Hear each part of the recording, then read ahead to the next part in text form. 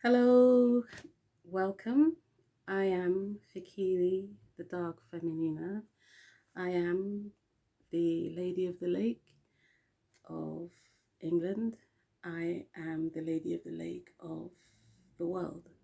I am the Cleopatra, the ninth, the reigning Cleopatra. And the Cleopatra is a titre, a title passed from mother to particular daughter in each generation.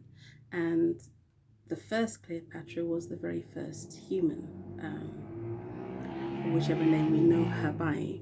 Um, some call her R in as the creator goddess is R, and we are made in the image of the creator. Goddess and God are one, and Mummy Cleopatra, the seventh Theophilopita, is Cleopatra in Titre, not just and also rather, I should say, in name.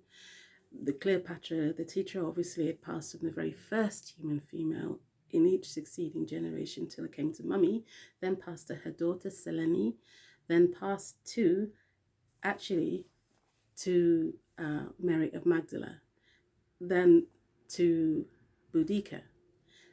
And the numbers of the Cleopatras, they have often changed after an awful event or a significant event. An awful event in the case of Mummy, who was put in a difficult situation, unfairly, unjustly accused and fought by the Emperor Caesar Augustus. Herself and her second husband, Gaius Marcus Antoninus, they committed suicide rather than face the unjust and awful humiliation, suffering, and death at the hands of Caesar Augustus, who was in a very strange and unjust frame of mind. And so Mummy is Cleopatra the seventh. Her daughter, Selene, became Cleopatra the first. And I could name a lot of the Cleopatras from Mummy to myself. Or for the moment, I can't remember them all. The Cleopatra, like in image of the creator goddess, ranks first before the pharaoh. She has the greatest authority in life. Not always treated as such, especially if couldn't grow up at home like myself, or did grow up in a very powerful position like Queen Eadburh, but was fought for being the Cleopatra, ended up having to go into exile, was pushed into exile. And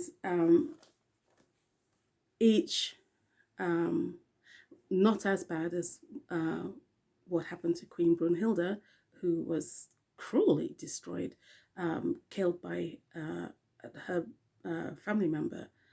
Her brother, her husband, they didn't support her. The Cleopatra, because some people's response to power and authority is sinful. It is competitive. If they can't be that person, then they want to destroy, and they fear that we can perceive their wrongdoing, or that the Creator will simply out their wrongdoing through us. So they try to destroy us, as a lot of people have throughout the generations of humans. And sometimes the Cleopatra, if she's not clear in herself about her precise role and her role as upholder of monarchy, of kingship, which passes through the male line, the creator, goddess, and god, they decided that since the Feminina has more first authority, that in order to ensure balance, they want they made sure that kingdoms succeed through the male line.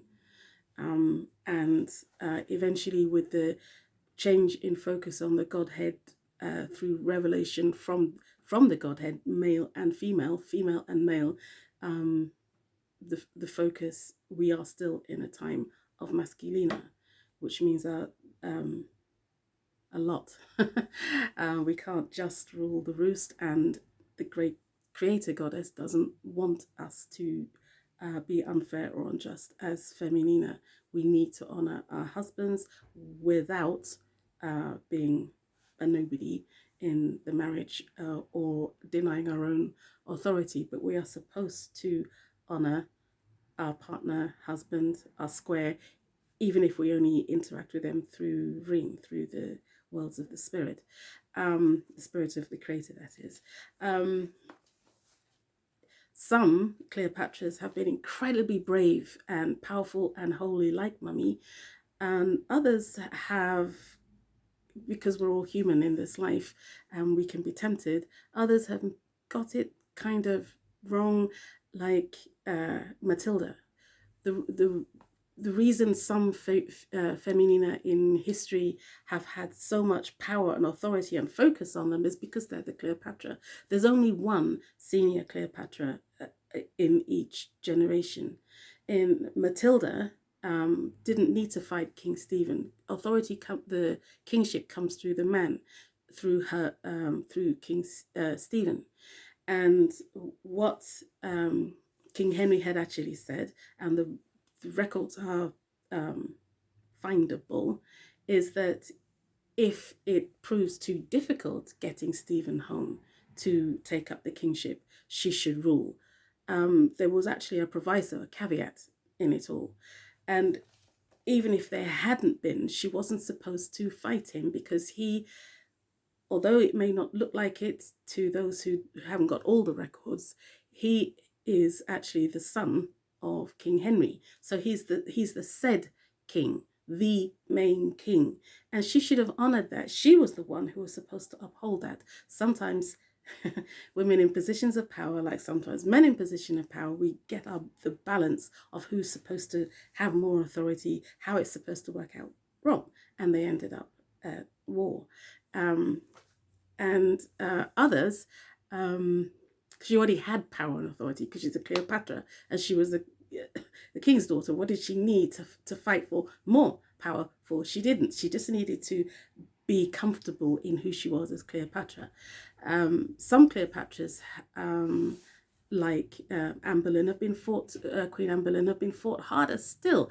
And the cheek that they were actually, because King Henry VIII or the prince at the time, and Anne Boleyn, Lady Anne, are squared. They're the square. So they're already married, because the squares are born married to each other, more than to any other of a person's proforma. And they married in a church blessed by the priest before Henry married Catherine of Aragon. And the fight against her is just a lot of unspeakable expletives, because they were already married. Catherine is actually the second wife. But the Cleopatra, I may not look like it to some because I didn't get to grow up at Castle Alnwick, which is my own family's home. I'm not living on all of my income, but I am the Cleopatra, and the creator does things through me, whether it looks like it or not. And power can be hidden. You can have a say through the worlds of the spirit without, and it can be better that way, because the spirit can take up what the Holy Spirit, the spirit of the Mumia, wants us to say and do, and it can do it perfectly. And it's worth honoring the said kings and the Cleopatra, or the Cleopatra and the said kings. I uphold Pharaoh. I uphold kingship. Wasn't put on this earth to fight kings, but they are supposed to remember and honor the fact that I am the reigning Cleopatra.